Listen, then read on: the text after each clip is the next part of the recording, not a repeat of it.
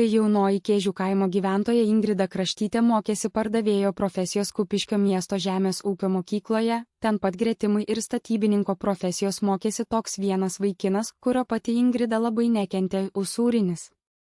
Anas mokinys buvo ne tik pačios Ingridos nemėgiamiausias profkės mokinys, bet tuo pačiu dar ir paniekintas, atstumtasis vaikinas tarp visų savo klasiokų.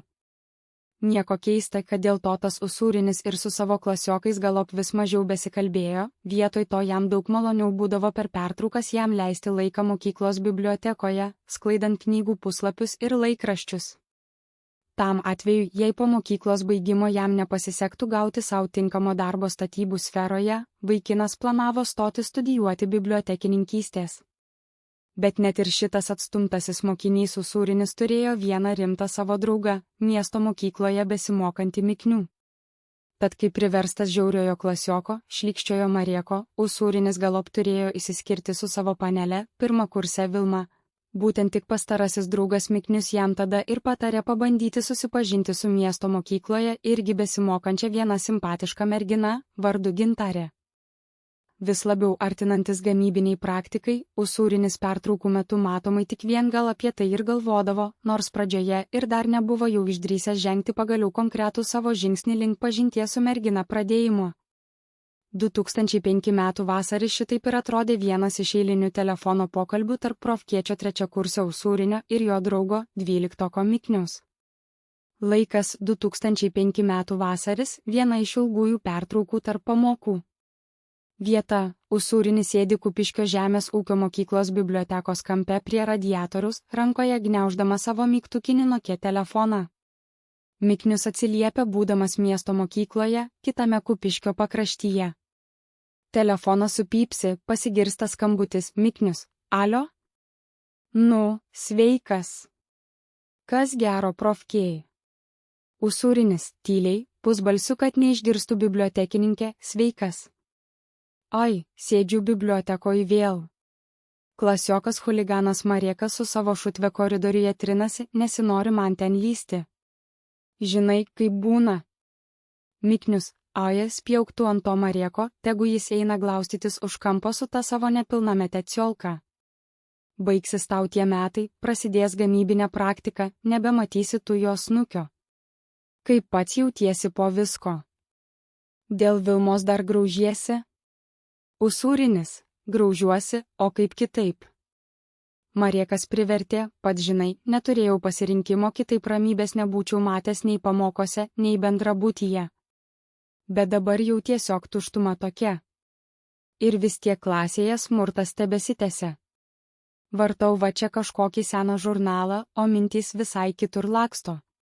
Greičiau ta gamybinė praktika prasidėtų, bent išvažiuočiau iš čia. Miknius. Klausyk, seni, užteks liūdėti. Kiek galima dėl tos pačios problemos galvą sukti? Pameni, pasakojau tau apie Gintarę iš mūsų mokyklos. Rimtai sakau, ji labai faina panelė, simpatiška, rami tokia. Ne tokia kaip tos tavo profkės fyfos, kur tik išsidirbinėja. Tau kaip tik tokios reikėtų. Usūrinis, atsidūsta, tai kad aš nežinau, Mikniau.